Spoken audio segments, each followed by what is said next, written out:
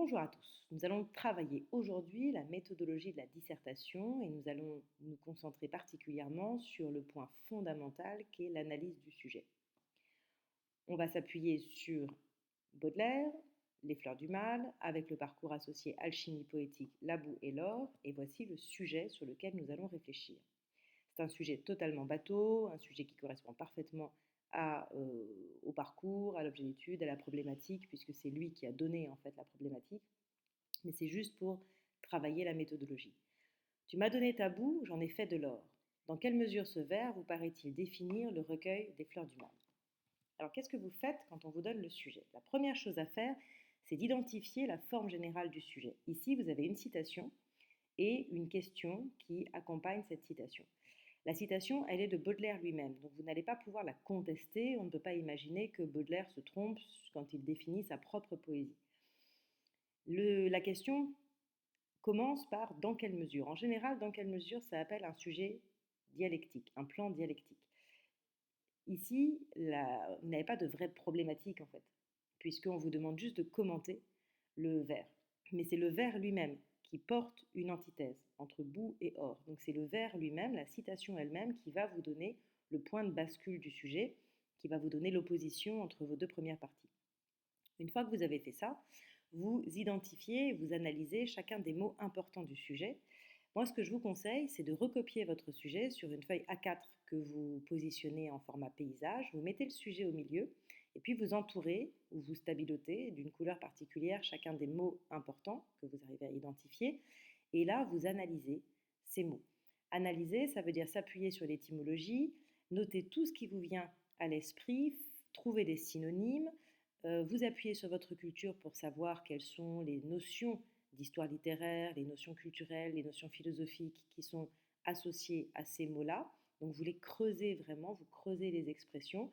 Ça va vous faire comme une sorte de nuage autour de chaque mot. Et vous allez voir que les idées vont sortir de là. Donc une fois que vous aurez fait votre analyse du sujet, vous aurez en fait en même temps fait votre recherche d'idées pour l'essentiel.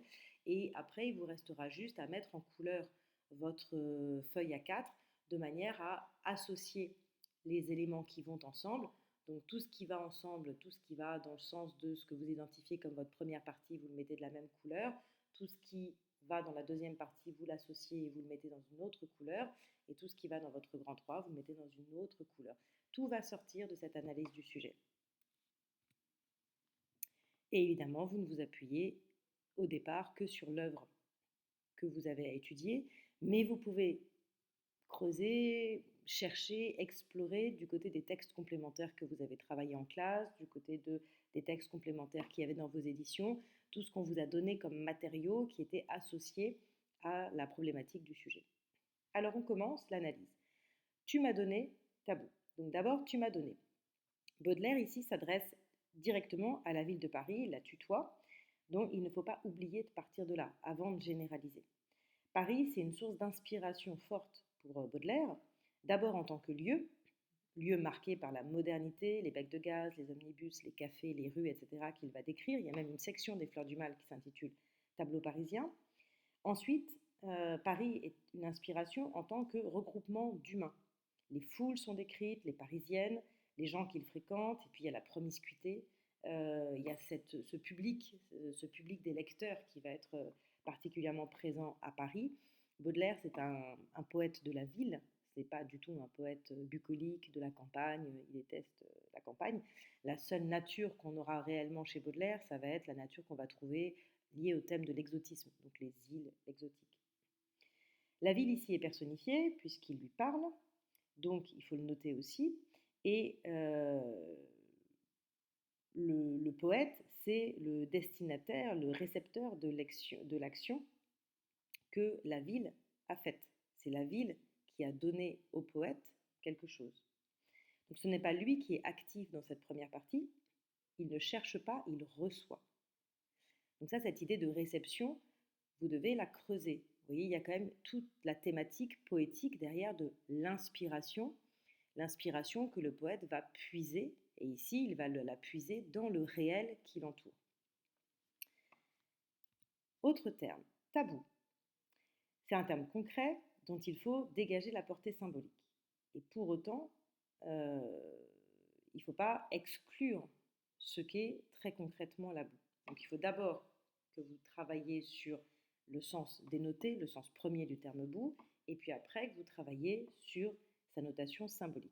Et vous n'oubliez pas que Baudelaire est rattaché à ce qu'on appelle le symbolisme, donc ça a encore plus de sens de travailler sur tout ce qui est symbole chez lui.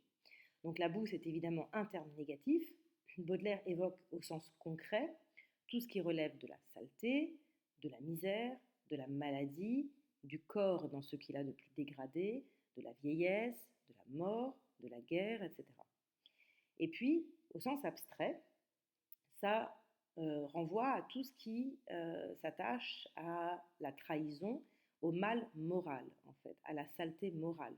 Donc la trahison, le rejet, l'échec, l'incompréhension, la souffrance. Donc tout ça, vous allez le retrouver chez Baudelaire. Évidemment, ici, vous allez devoir convoquer la notion de spleen. Donc dans votre analyse du terme boue, vous notez spleen, et là, vous avez normalement pas mal de choses à dire si vous avez travaillé sérieusement Baudelaire. Donc le spleen est de ce côté-là, comme la dimension sataniste de l'œuvre, repensée aux litanies de Satan, et puis le thème des vampires. Donc tout ça, vous allez pouvoir le creuser, le thème de l'homosexualité, tout ça, vous allez pouvoir le creuser dans l'analyse, dans la partie que vous allez consacrer à la boue, puisqu'il va falloir développer cette idée que Baudelaire s'inspire de la boue qu'il observe dans le monde qui l'entoure. Donc c'est tout ce qui est vulgaire, trivial, informe. Vous allez ici rattacher aussi la personnalité de Jeanne Duval avec cette sexualité vénale, cette sexualité vécue de façon douloureuse, contrariée. C'est quelque chose qui est lié à la souffrance, qui est lié à la frustration, à la tentation. Donc vous avez fait le tour, la boue, le réel dans ce qu'il a de plus dégradé, et puis au niveau symbolique, la dimension physique, sociale et morale. J'en ai fait. Là, il faut voir que le sujet est construit sur une symétrie. Tu m'as donné, j'en ai fait, tu, je. Ici, ce qui est décrit, c'est l'activité créatrice. Donc on voit bien que le je est sujet, et puis c'est un verbe d'action, le verbe faire. On revient à l'étymologie du mot poète. Poiein en grec, ça veut dire faire. Le poète, c'est celui qui fait, c'est le fabricant. Le passé, j'en ai fait, l'usage du passé composé indique qu'il évoque un processus achevé. Donc il fait évidemment référence à son recueil en tant qu'œuvre achevée. Donc ce processus achevé, c'est celui qui a mené à la composition du recueil. Donc vous pourrez ici rattacher la notion d'alchimie en tant que processus. Processus à la fois scientifique, chimique et magique qui va transformer le réel. Donc ici, il décrit vraiment cette opération alchimique de transformation du réel. Le réel est vu comme quelque chose d'exclusivement négatif et l'objet qui est fabriqué par cette transformation, lui, est vu comme quelque chose de positif. C'est l'or dont il est question après. Donc de l'or, l'or c'est un métal précieux, c'est sublime, c'est brillant, c'est lumineux, c'est le symbole de tout ce qui est beau et positif. Donc ici, vous allez évidemment convoquer la notion éminemment baudelairienne d'idéal. Vous allez aussi travailler sur le thème de la beauté. Vous savez que Baudelaire, quand il évoque la beauté, il lui met souvent un B majuscule. Il y a vraiment le concept de beauté derrière qui va être personnalisé à travers des allégories dans un certain nombre de poèmes. Donc la beauté va être un thème important dans le traitement de cette partie-là. Et on est ici dans la description métaphorique de ses poèmes, de sa poésie. L'or, ça a aussi une dimension esthétique. On en fait des bijoux. C'est quelque chose que les humains ont tendance à considérer comme beau. Donc d'un côté, il y a la notion de préciosité, de valeur, ça a de la qualité. Et dans le même temps, il y a aussi la notion d'esthétique, de beauté. Donc il va falloir faire attention à ne pas se limiter au thème, au sujet abordé par Baudelaire, mais il faudra bien intégrer des remarques d'ordre esthétique en montrant comment Baudelaire allie tradition et modernité, comment par les réseaux de métaphores, par la musicalité de son vers, par la façon dont il travaille l'outil qu'est la langue, il va transformer en beauté musicale les choses qu'il décrit, quelles qu'elles soient belles ou qu'elles soient comparables à de la boue. Donc une fois que vous avez fait ça, vous pouvez organiser votre plan et vous voyez que ça se dégage. D'un côté, vous allez devoir prouver qu'effectivement Baudelaire s'appuie, s'inspire de la boue pour créer. Ensuite, vous allez montrer que le poème a quand même une dimension plus lumineuse, comparable que le recueil a une dimension plus lumineuse, comparable à de l'or. Et enfin, vous allez travailler cette notion d'alchimie, cette transformation. Vous voyez, grosso modo, votre grand 1, c'est la première partie du vers, votre grand 2, c'est l'idée d'or, et votre grand 3, c'est le j'en ai fait, cette activité créatrice du poète qui peut transformer les choses en or. Et là, vous allez vous appuyer sur le titre, par exemple, du recueil. Alors, qu'est-ce que ça donne? Ça donne un grand 1 qui pourrait être Baudelaire créé effectivement à partir de la boue. Là, vous travaillez les thématiques qu'il aborde, la mort, le mal, la souffrance. Vous vous appuyez sur des poèmes comme Révolte, comme Le Guignon, comme la section Révolte, comme Les Deux Bonnes Sœurs.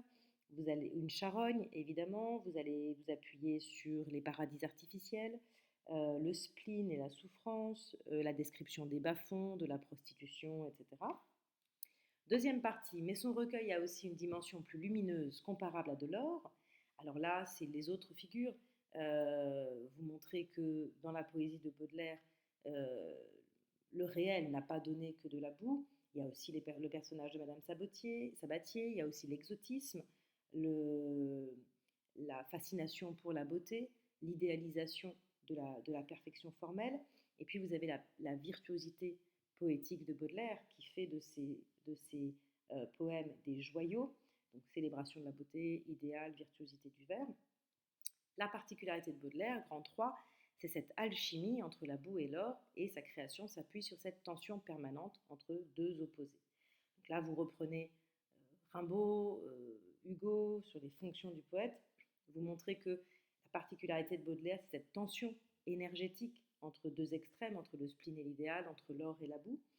Vous avez travaillé sur le titre du recueil, sur la préface, dans laquelle il prétend extraire la beauté du mal. Euh, et vous montrez qu'en fait, Baudelaire va chercher la beauté dans la boue et qu'il va pouvoir, il va pouvoir par la magie de l'art, transcender, transfigurer cette boue pour en faire un objet poétique. Et là, vous pourrez terminer en utilisant le thème du voyage avec ce mouvement perpétuel du rêve qui permet la création. Pensez à Voyage à Cythère, par exemple, avec toute l'évocation de la beauté de l'île autour de la figure de Vénus et puis la découverte en fait du gibet, des pendus sur l'île. Donc même si le réel peut être effrayant, la description même non complaisante du réel, comme dans une charogne, est transfigurée, devient beauté par la puissance de la poésie. Donc voilà comment cela fonctionne de manière générale. Donc vous voyez, dans la première partie, vous allez dans le sens le plus évident du sujet. Dans une deuxième partie, vous essayez de prendre un petit peu le contre-pied, vous venez nuancer cette position. Et dans la troisième partie, vous prenez de la hauteur. En fait, l'idée de la troisième partie, c'est d'expliquer pourquoi le grand 1 et le grand 2 ne s'annulent pas. Pourquoi il n'y a pas de contradiction entre le grand 1 et le grand 2. Vous voyez, on présentait souvent ces plans dialectiques comme thèse, antithèse, mais antithèse ne veut pas dire que ça se contredit. C'est comme dans une pyramide. Vous voyez, il y a la face que l'on voit, ça c'est la thèse, ce qui est posé devant vous, c'est le sens du mot thésis, et l'antithèse, c'est la face la plus opposée. Mais cette pyramide, elle tient debout, vous voyez. Les deux faces n'exercent pas des forces qui s'annulent et qui font s'effondrer la pyramide.